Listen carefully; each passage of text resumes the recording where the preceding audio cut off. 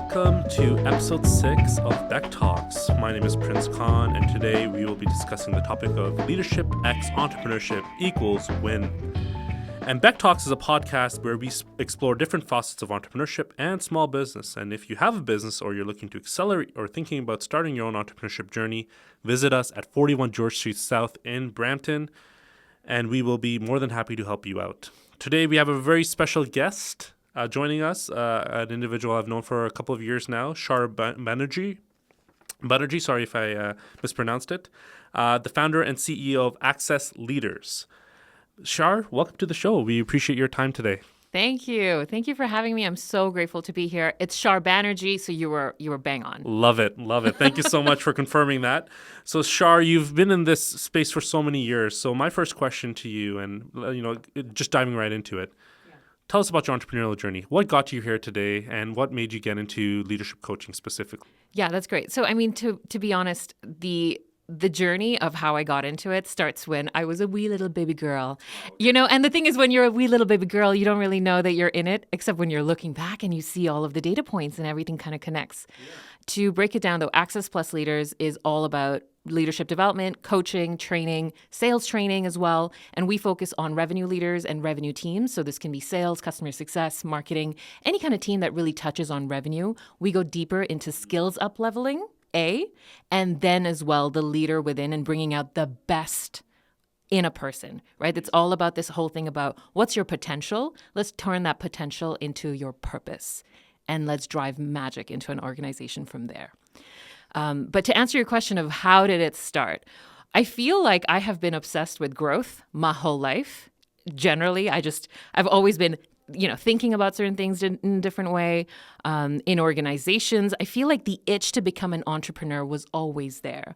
I just recognized it today as I'm looking back. And so I feel like even decisions that I made about I'm no longer satisfied in a job actually happened because that entrepreneurial or intrapreneurial itch was not being met. And so this thing that I'm doing now actually happened because I was a chicken. There was a time in my life when I thought, I'm going to go get my MBA, spend X number of dollars, go get my MBA, or I'm going to go start my own business. Yeah. So the thought was always there, but I was a chicken and I didn't do either. Instead, I joined a very early stage, high growth startup company. And, it just so happened that company was amazing. And what the work that we did there was amazing. But what that led to was the confidence and the belief that if I can do it here, I've got this. You've got this. Yeah. And that's all it took. That's all it took. And so the dream, the itch, the desire was always there. And it was just the right time. Incredible. Well, thank you for sharing that information. And obviously, you've come far and you're no longer a chicken. You are now a rooster or whatever you want to call it. You've grown out your feathers. So, what were some of the early leadership lessons you learned as a pupil? Just starting out, and how did that kind of develop into this leadership business and sales business that you're in today? Amazing. The biggest thing that I learned very early on, I fell flat on my face, was that I had the formula to winning completely wrong. Okay. You go to school, you're rewarded for being a great student, you're rewarded for studying, you're rewarded for taking a test, you get your gold star, you get more out of that, then you go into the corporate world, you do a great job, you get your quote unquote gold star, whether that's a promotion or a title change, and you keep going. And the thing is, we're taught and trained to think that that's winning. It was only when I got into starting my own company and being my own entrepreneur and really leading from a different universe, because it feels like a different universe, let me tell you, that I realized there are no golden stars. There is no big ticket that you're working towards. And so my first and hardest lesson is that winning, or the definition of what I thought was winning, it's all wrong. Like it's not going to work here. In fact, the opposite is true. That the faster I fail, the more with which I don't care about failing is actually the formula to winning as an entrepreneur. That if I don't have any attachment to the outcomes, and I'd rather have attachment to the effort and the continuity of that effort, my God, am I winning? And my God, is that flywheel like spinning out of control from the momentum of giving it a go and like keep on going regardless of what happens. That is the definition, in my opinion, for sure, for what winning really is. And a lot of us are stuck in the stigmatism of our parents tell us winning is going to school, getting a good education. You know, we're taught to be so systematic in our lives that the failures count as weaknesses, right? And we should embrace them as opportunities to see how we can better ourselves. I'm so glad you pointed that out, because leadership is obviously a huge component of that. So how do you cultivate the mindset of a leader? I know you do the training. So how do you get people to change their mindset, especially in a fast-paced world that we live in today? Yeah, you know what? Growth is everywhere, right? In fact, as I'm speaking to you, I am growing older. We all are. We all are. Like, growth is truly inevitable. What is optional is high growth.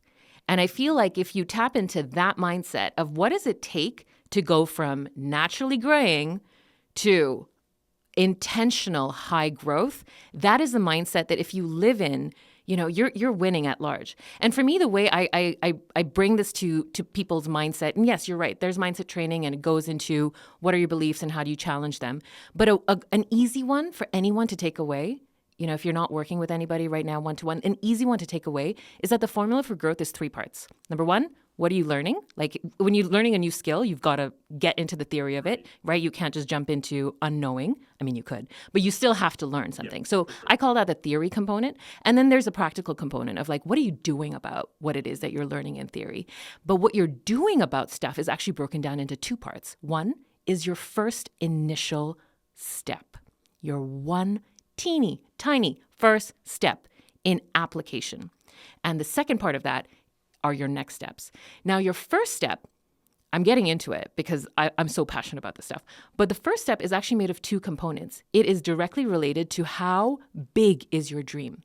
How much does that carry you forward in wanting to take that first step? And the inverse is also true, which is how much pain are you in? How much pain are you in that it drives you or propels you to take that first initial step? Wow. First step.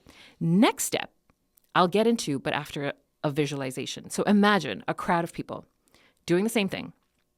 And then like talking about chickens, one person starts doing the chicken dance. What would you assume? Everyone's kind of like looking at them, pretending they don't exist. Like, that's a weird, crazy person acting like a chicken right there in that corner. I'm gonna kind of look away. The coolest thing about this one crazy chicken guy in a crowd of people who are doing non-chickeny stuff, the coolest thing about this is what happens next. Because it's the second and the third person who emulate and copy that have now started a movement. And that's the power of the next step, getting into that formula piece. The next step is designed to be like made up of 2 things. Number 1, the utmost self-trust and self-belief in yourself. Yeah, we're talking about chicken dance, but I want you to get that. Like, how confident in your skin do you have to be to flap those arms, right? In front of everybody. Yeah. Okay. So like true self-confidence, self-belief, self-trust exists there. And the second is the inverse of how little do you care about what other people think about that? The judgment of others is the downfall of the quote unquote next step. And growth, the formula for growth to me is theory plus practical. And practical is first step. But if it dies at first step, that's not high growth. That's true. It's got to continue into next steps.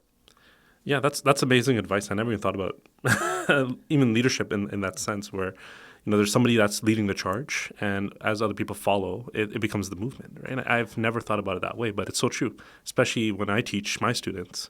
And the way I teach, people want to emulate sort of the way I do things. And I never thought about it from that way. It's you're creating something that's out of the box. It's creative. It's unique. Might look silly to others, but to you, it's like you're being different. And I love that. I love the way that you had kind of positioned that. Appreciate that advice. Chicken for the win. Chicken for the win. Leadership for the win, too. All right. So what is your approach when it refers to leadership again, but when there's a lot of uncertainty and risk involved when making business decisions as a true leader in an organization? How do you cultivate someone's mind to think differently? Can I say something out there? Okay. If it's not feeling risky, there's more that you can be doing. Makes sense. we're talking to like everyone who's listening to this is an entrepreneur, either a budding entrepreneur in the deep weeds or kind of dreaming about it.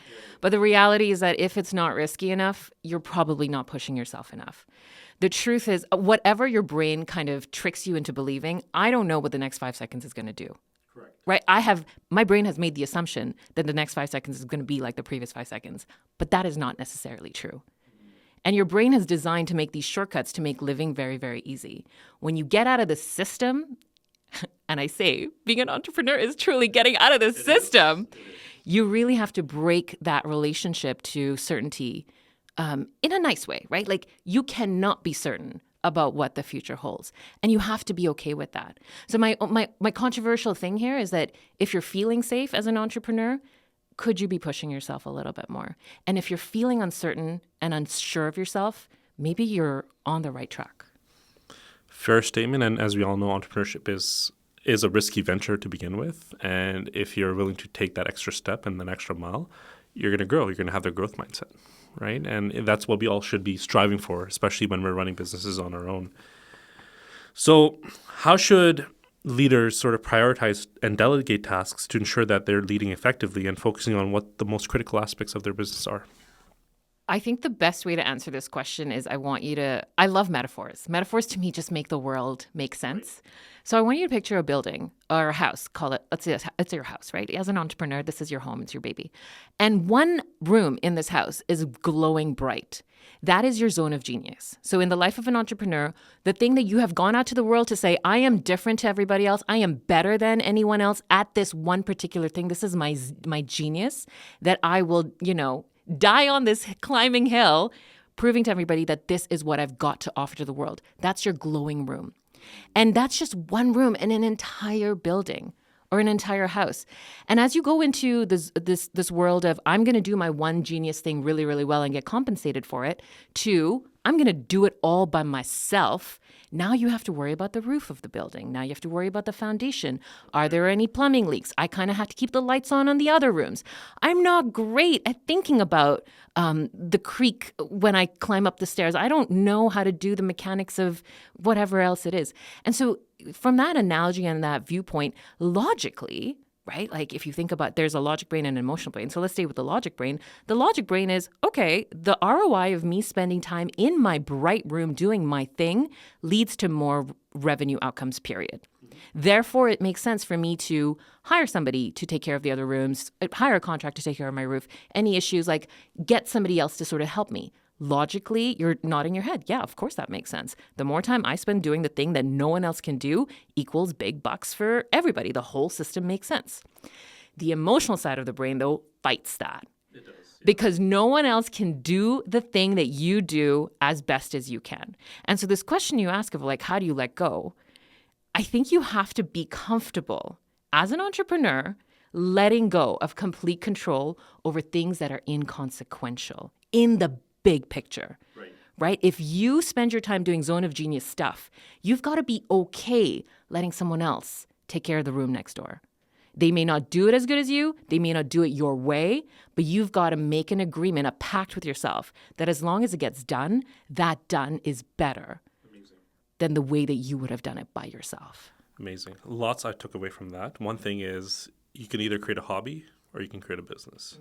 To create a business, you need the foundation of everyone else that will help you grow your business, and it can't always just be done by yourself.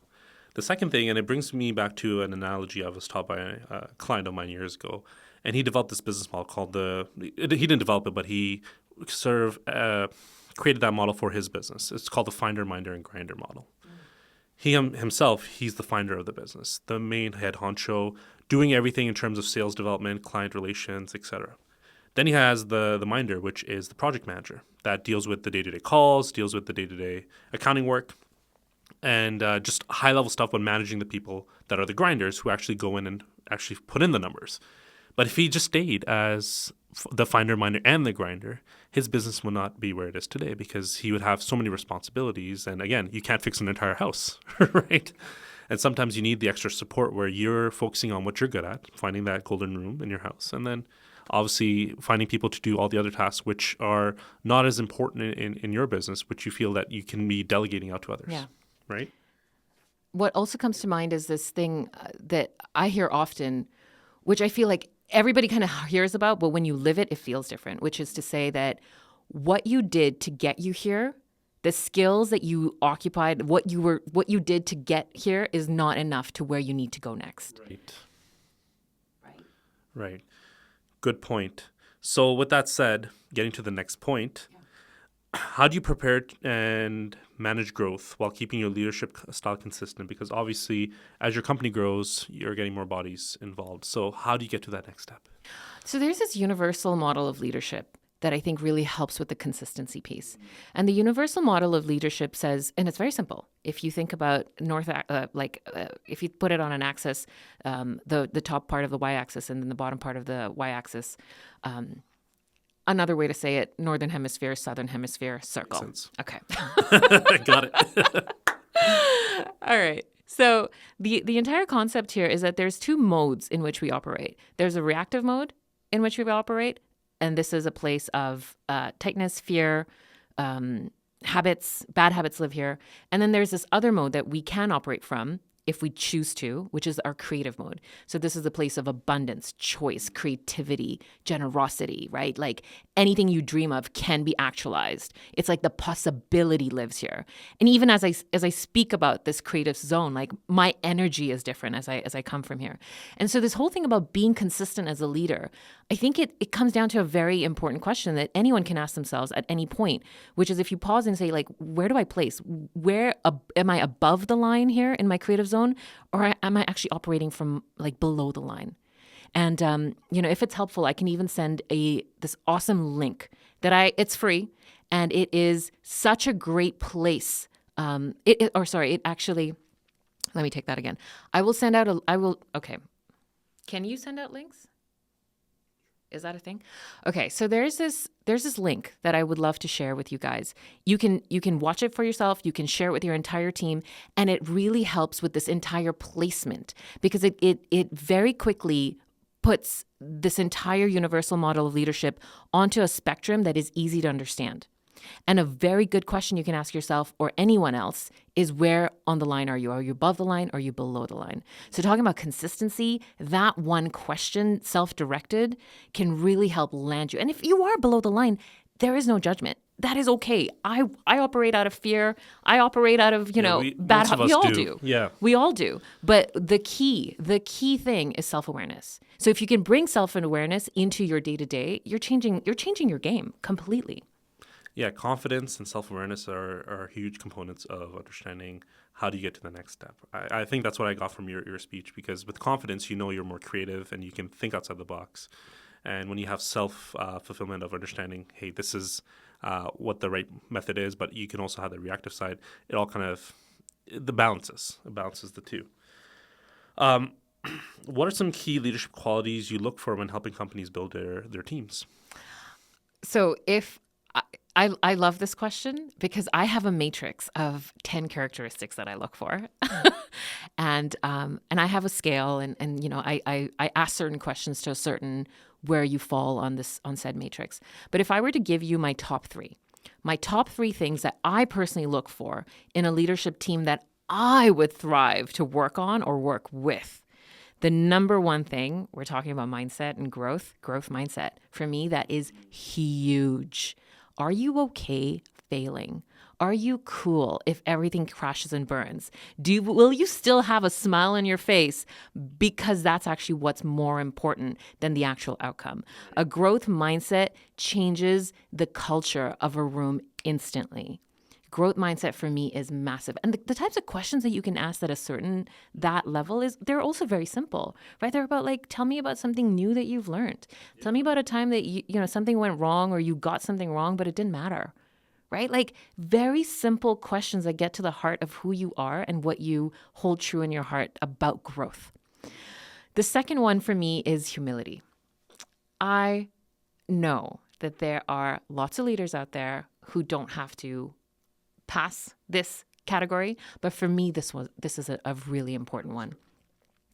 The willingness to see the collective as belonging together instead of the selfish act of doing it for yourself.